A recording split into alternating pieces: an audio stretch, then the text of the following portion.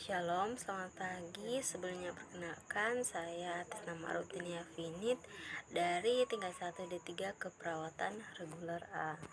Pada kali ini saya akan menjelaskan tentang perdarahan dan proses pembekuan darah. Yang pertama, definisi perdarahan dan darah. Perdarahan adalah keluarnya darah dari pembuluh darah dengan jumlah yang dapat bermacam-macam, mulai dari sedikit hingga banyak dan juga bisa menyebabkan kematian. Nah, perdarahan ini bisa terjadi secara normal dan juga abnormal. Sedangkan darah adalah komponen esensial yang berada dalam ruang vaskuler karena perannya sebagai media antar sel ke berbagai bagian tubuh dengan dunia luar, karena fungsinya yaitu membawa oksigen dari paru-paru untuk dikeluarkan, membawa zat nutrien dari saluran cerna ke jaringan, kemudian mengantarkan sisa metabolisme melalui organ ekresis seperti ginjal, dan mengantarkan hormon serta materi-materi pembekuan darah. Selanjutnya, definisi hemostatis. Hemostatis sendiri merupakan mekanisme untuk menghentikan dan mencegah perdarahan. Nah, bila terdapat luka pada pembuluh darah, maka akan terjadi vasokonstriksi pembuluh darah yang dapat mengurangi aliran darah ke pembuluh darah. Kemudian trombosit akan berkumpul dan melekat pada bagian pembuluh darah yang terluka untuk membentuk sumbat trombosit. Nah, faktor pembekuan darah yang diaktifkan akan membentuk fibrin yang akan membuat sumbat trombosit sehingga perdarahan dapat dihentikan. Selanjutnya, kelainan yang berhubungan dengan perdarahan. Kelainan ini mempengaruhi 3 jenis, ada sel darah putih, sel darah merah, dan juga trombosit. Yang pertama, kelainan yang mempengaruhi sel darah putih. Yang pertama ada anemia aplastik, anemia autoimun hemolitik, polistemia, anemia sel sabit. Dan kelainan yang mempengaruhi sel darah putih ada leukemia, multiple myeloma, sindrom myelodysplasia, limfoma. Dan yang terakhir ada kelainan yang mempengaruhi trombosit. Ada 5. Yang pertama ada idiopathic thrombocytopenic purpura atau IPT. Ada penyakit von Willebrand, ada hemofilia, ada sindrom antifosfolipid, ada essential thrombocythemia. Selanjutnya, etiologi perdarahan. Perdarahan sendiri adalah keluarnya darah dari pembuluh darah dengan jumlah yang banyak dan juga sedikit, sehingga bahkan dapat menyebabkan kematian. Nah, perdarahan ini dapat berupa perdarahan chirurgis dan juga non-chirurgis. Nah, ada 3 tipe perdarahan.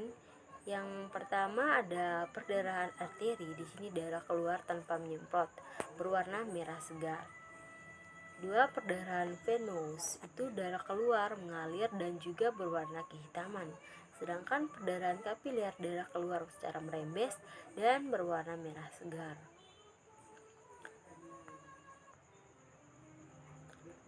Sebab terjadinya perdarahan, yang pertama itu perdarahan terjadi karena trauma. Yang kedua, perdarahan spontan, yaitu seperti perdarahan yang terjadi karena suatu penyakit perdarahan seperti hemofilia, stevemia, dan juga trombositopenia. Yang ketiga, ada perdarahan oleh karena pembuluh darah yang terluka seperti perdarahan arteri, venous, dan juga kapiler. Yang keempat, perdarahan menurut lokasinya itu dibagi menjadi 2. Yang pertama ada perdarahan eksternal, yaitu perdarahan yang keluar dari kulit atau jaringan lunak. Yang kedua itu ada perdarahan internal, yaitu perdarahan di mana darah masuk ke dalam rongga tubuh. Yang 5, lepasnya ikatan pembuluh darah setelah dioperasi. 6. Lepasnya bekuan darah karena trauma pada bedah dan kenaikan tekanan darah setelah habis operasi. 7. Luka operasi yang terinfeksi. 8. Luka pembuluh darah karena trauma atau erosi dari proses patologi. Misalnya itu seperti erosi oleh vaskuler karena pertumbuhan maligna. Kelainan vaskular ini sendiri seperti kelainan trombosit dan gangguan proses pembekuan darah. Selanjutnya fase-fase pembekuan darah. Nah, ada 3 jenis jalur. Yang pertama itu ada jalur ekstrinsik. Nah, jalur ekstrinsik ini sendiri dipicu oleh tromboplasin dan melibatkan faktor 7 dan ion kalsium. Kedua jalur akan bergabung menjadi jalur bersama yang melibatkan faktor X, V, platelet, faktor 3, protombin, dan fibrinogen. Jalur ekstrinsik ini sendiri merupakan jalur yang diperkasai oleh masuknya tromboplasin jaringan ke dalam sirkulasi darah. Tromboplasin jaringan ini sendiri berasal dari fosfolipoprotein dan membran organel dari sel-sel jaringan yang terganggu. Fosfolipid trombosit ini tidak perlu untuk aktivitas pada jalur ekstrinsik karena faktor jaringan mempunyai pasokan fosfolipid sendiri. Kedua ada jalur intrinsik. Nah, rangkaian lainnya yang mengakibatkan faktor X adalah jalur intrinsik. Nama itu diberi karena ia menggunakan faktor-faktor yang terdapat dalam sistem vaskular atau plasma. Dalam rangkaian ini terdapat reaksi kaskade, pengaktifan salah satu progualan dan mengakibatkan pengaktifan bentuk penerus berikutnya. Jalur intrinsik diawali dengan keluarnya plasma atau kolagen melalui pembuluh darah yang rusak dan mengenai kulit. Yang ketiga, jalur bersama. Mekanisme pembekuan darah pada jalur bersama ini berawal dari pengaktifan faktor X menjadi faktor XA akibat dari reaksi pada jalur ekstrinsik dan jalur intrinsik. Baik jalur ekstrinsik maupun jalur intrinsik akan bertemu pada jalur bersama yang akhirnya membentuk protein plasma protombin 2 menjadi bentuk aktifnya trombin 2A. Faktor 7A menyebabkan ikatan peptida dalam jaringan fibrin terpolimerisasi. Reaksi ini saling mengakibatkan atau menyebabkan fibrin semakin elastis dan juga kurang rentan terhadap lisis dan oleh agen fibriolitik. Fibrin membentuk penutup yang longgar di daerah luka yang kemudian akan memperkuat sumbat trombosit menutup luka. Selanjutnya proses terjadinya gangguan sirkulasi akibat perdarahan. Gangguan sirkulasi ini sendiri adalah kondisi ketidaklancaran peredaran darah seseorang akibat gangguan pada jantung dan pembuluh darah. Ada beberapa faktor gangguan sirkulasi darah, yaitu terdapat plak atheromatus, kekentalan darah yang tinggi, dan kurangnya elastisitas dinding pembuluh darah. Dan ada beberapa kelompok yang punya resiko mendapatkan gangguan sirkulasi darah. Ada riwayat keluarga dengan penyakit sirkulasi darah, penderita kolesterol tinggi, sering stres, obesitas, penderita diabetes mellitus, merokok dan minum alkohol yang sering dan banyak, dan juga jarang olahraga. Selanjutnya jenis gangguan sirkulasi darah. Yang pertama ada yang namanya kongesti atau yang kita kenal sebagai hiperemia. Nah, kongesti sendiri adalah keadaan di mana volume darah meningkat disertai melebarnya pembuluh darah. Selain itu, kongesti juga adalah keadaan di mana terdapat darah secara berlebihan di dalam pembuluh darah pada daerah tertentu. Hiperemia ini sendiri dapat dibedakan menjadi 4 bagian. Yang pertama ada yang namanya hiperemia akut. Nah, hiperemia akut ini adalah kondisi di mana terjadi kongesi yang tidak dapat terjadi perubahan nyata. Yang kedua ada hiperemia kronik. Ini kondisi di mana terjadinya kongesti yang disertai perubahan seperti edema. Ketiga, hiperemia aktif. Ini suatu kondisi di mana terjadinya kongesti yang mengakibatkan anterior atau kapiler mengalami vasodilasi karena aliran darah ke suatu daerah meningkat. Tentunya seperti saat berolahraga, maka akan terjadi vasodilasi yang disebut hiperemia fungsional dan kemerahan kulit wajah karena rasa malu. Yang terakhir ada hiperemia pasif, yaitu suatu kondisi di mana terjadi aliran darah vena menurun dan mengakibatkan dilatasi pembuluh darah dan kapiler. Hiperemia ini juga disebut bendung hipostatis. Sebagai contoh, bendungan paru yang terjadi pada penderita gagal jantung dan varises. Hiperemia pada umumnya terjadi dalam waktu yang singkat.